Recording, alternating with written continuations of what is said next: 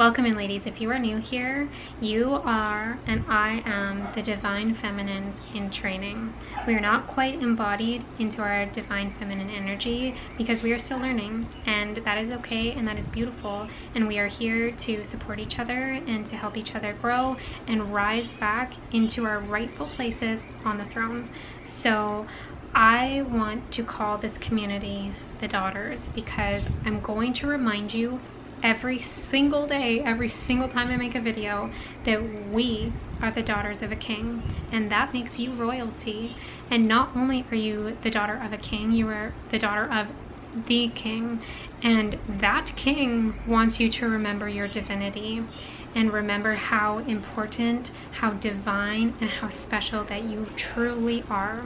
So in this video that I'm making, we are going to be speaking about the 3 feminine energies that we can hold and the differences between them. So divine feminine energy, toxic feminine energy, and wounded feminine energy. Now this is not gender specific. Everyone on this planet holds both energies within them, and we need to be balanced in both our masculine and our feminine in order to be in our divinity. This is what is called divine union, and I have been on this journey for a while. This is not information that I just Google searched before I came on here. I have been learning about twin flames, divine union, divine feminine, divine masculine since 2020, and I know that God placed this into my awareness for a purpose. And relationships have always been extremely hard for me, and I have been in some very toxic, wounded, distorted love relationships, and that was by design. So I am here to tell you that if divine union is something that you want, you need it within first. As we start to balance our masculine and feminine energies, that is what's going to make us whole and complete and able to call in that partner who is also whole and complete. These divine feminine and divine masculines are the people who have done the inner work. They are no longer acting out of their toxicity, out of their wounding. They have gone within and learned about who they are, learned about the programming that they have, learned about their childhood traumas, and they have healed. Now, this is not saying that you have to be fully healed in order to achieve union, but you do need to actively be healing and to have a partner who is at the same vibration as you, doing the same work. They are committed to the inner journey. They are committed to God. They are committed to becoming the fullest expression of themselves in order to show up in purpose. So just a little tidbit on divine unions there, and that is what we are moving into as divine feminines in training. So this information I really want to give out because it can be a little bit confusing knowing where you're standing. And if you don't know where you stand and you don't have the awareness of the energy that you are putting out into this world, you're not going to understand why you're in certain situations. You're not going to understand how to get out of those certain situations until you understand yourself. So number 1, let's talk about divine feminine energy. Divine feminines are the healthy, embodied feminine energies. They are not afraid of the depth of their emotion. They are not afraid to feel. They are strong but soft, powerful but nurturing. They are creative. They are sensual. They are magnetic. They don't chase anything because they are so receptive. They know what they want. They know their desires, and they pull that into them.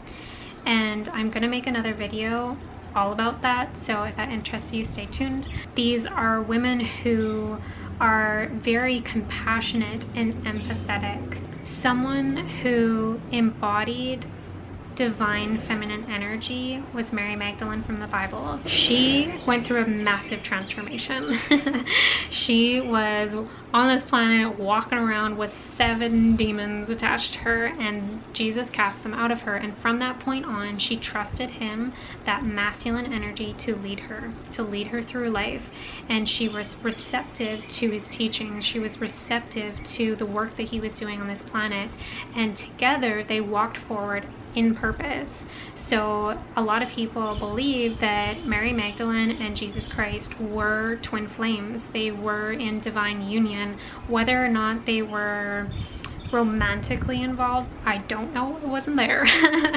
This is up for debate, but they were embodying those energies, and they truly did help each other to make massive change in this world. She was extremely loyal to Jesus, and this was not a loyalty, like this was not a toxic loyalty, you know what I mean? Because Jesus was his divine masculine. He wasn't saying like, follow me or else.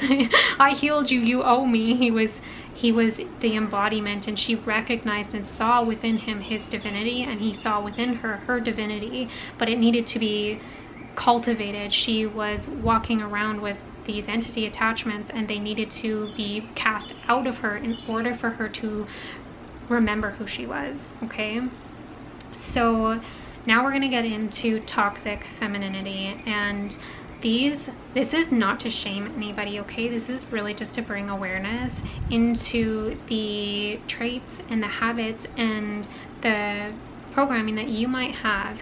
And the reason why I am calling us divine feminines in training is because we have not fully embodied that divine feminine energy yet. There is a lot of layers to peel back in this. Let's get into the toxic traits. So, okay, first of all, toxic feminine energy is enforcing disempowering beliefs about being feminine. It is very manipulative. So the first trait of being in your toxic feminine energy is you are manipulating people. And this can be through emotional manipulation, or it could be that you are manipulating people through your feminine energy. You're distorting that healthy feminine energy into unhealthy energy by overusing your sensuality for control. So this I'm trying to be careful because I'm not exactly sure what I can say on YouTube, so I'm gonna leave it there. This is someone who is in victim mentality because it helps her or him avoid accountability. When you fall into that victimhood, you are pointing the finger saying, you caused this problem, you caused these issues in my life. I'm going to link a video here about toxic relationships, a video that I did, and how that victim mentality is super disempowering, because it is saying that we have no control over ourselves and over our lives, that we are the victim to other people's behaviors, circumstances, whatever. And when we can take accountability for our part in every situation, that gives us our power back, and we can remember, okay, this is the way I acted, which was not in my divinity, so how do I get back to that? These women are people who have competition and conflict with other women. They view everything as that competition, not as you do your thing, I'm gonna do mine, I'm clapping for you, your wins are wins regardless, and I don't need to compare myself to you because we are on different paths. And a lot of times this can cause resentment in the body, and that all these things make cracks in our feminine energy field, and those cracks and those leaks are causing our energy to seep out of us and also become like really distorted within us, because other things can flow in and flow out without that protective shield. So trying to be aware of this is super key. Like, I'm probably going to say this 1,000 times in this video, is awareness. Have the conscious awareness of where you're at. Every single decision that you make, pull your awareness into it. Even if it's after, even if you slip up, it's okay. So someone who embodied toxic feminine energy was Delilah from the Bible. So if you're not familiar with the story, Delilah was a beautiful woman, and Samson was given a gift of like insane strength. His hair was the key, and he was told, you cannot cut your hair because if you cut your hair you will lose your strength. So he was a mighty warrior. And Delilah came in, she seduced him, and she got him to tell her how he was so strong, how he came to acquire that strength to be the warrior he was. And he told her he slipped up because he was seduced, because he was in the presence of a beautiful feminine. He lost control, and he told her, my strength comes from my hair, but I cannot cut it because I will lose my strength. So as he fell asleep, Delilah cut his hair and he lost his power, you guys. So she was embodying that toxic feminine traits because she was manipulating him, she was deceiving him, she was using her sensual gift for ill intent, and this caused her to like do something for her own personal gain. That is not what we want to do as women. That is not right. So recognizing if you're doing some of these things, it's okay, because now you have the awareness, and as soon as you catch yourself, you have the choice to choose something different. Now let's get into wounded feminine energy. So this is what happens when we have trauma. So when I think about wounding, I think about bloodlines. I think about what our great grandmothers went through, that they didn't have the conscious awareness, they did not have the tools in their tool belt to heal and overcome, so they pushed it down in order to survive. And even just for myself, my grandma was born in 1944, and the amount of trauma that she holds in her body is insane. So while my grandma was a child and whatever, she had me in her womb along with my mother. So all of the things that she suppressed and pushed down are in me as well. It transferred into my DNA code, and I have all of those things in me. So this wounded feminine energy might not necessarily be from this lifetime of mine. It can be passed through ancestral lines. When you think about wounded energy, think about trauma, conditioning, programming, and a lot of lack of self-worth and self-love. The traits of them are people-pleasing, no boundaries, no self-worth, no self-love.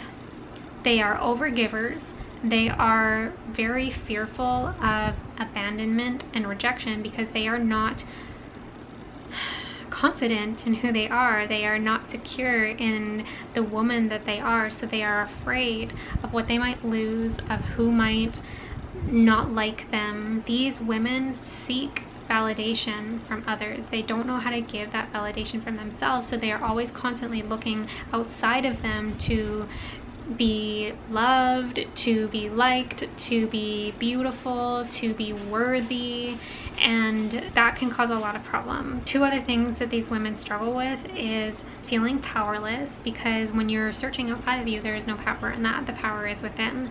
And they also struggle to receive love, support, and help. And a perfect woman to represent wounded feminine energy is Marilyn Monroe. And some people might go like, what?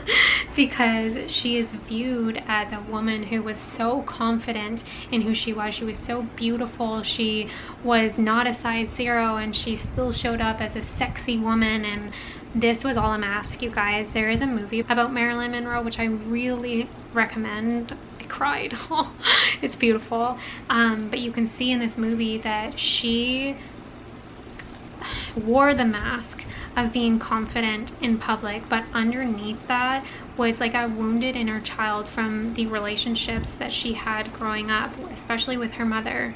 And so she was constantly seeking that validation outside of herself to be worthy, to be loved, to be seen, to be admired, to be beautiful. So she really represents that wounded feminine energy. I really want you to not beat yourself up for some of the patterns that you are playing out, because I too fall into these. We are the divine feminines in training, and the more that we can learn about our energy, because this is not taught, the more we can learn and understand and gain control of our own energetic blueprint, the easier that our lives are going to be. And I want you to have compassion and be gentle with yourself, like the divine feminine would, as you're learning about these things that you previously had no conscious awareness of. And in every single moment, we have the chance to choose. So if you did something and you brought your awareness in after, that's still beautiful, because before you would have had no awareness at all at any time. Let's say you fall into the victim mentality and you realize after, oh crap, I was acting as a victim. That's okay, because now is a new moment. Now is not back then, now is now. And you have the choice to choose again. And the more you pull this awareness in, the easier that it's going to be to stop doing those behaviors and pull yourself into divinity. I will make another video about the energies that we can hold, the wounded and toxic, and how to get out of those. But this is just to bring awareness into the traits that each of those possess. So I hope you found this information helpful. If you did, please share it with a sister, because we are here to rise together. We are the daughters of a king. Remember your royalty. And let's get back on that throne into our rightful place. When I think, well, one more thing. When I think about divine feminine energy, I think about the Empress in tarot. She is so magnetic. She is literally like laying in a meadow knowing that everything that she wants is hers. And that is what we want to embody. We want to be so loving, nurturing, beautiful, sensual, caring, kind, emotional, but emotionally intelligent, deep beings. The more we can start to step into that energy, the easier it's going to be to hold. Thank you for watching. Have a beautiful day.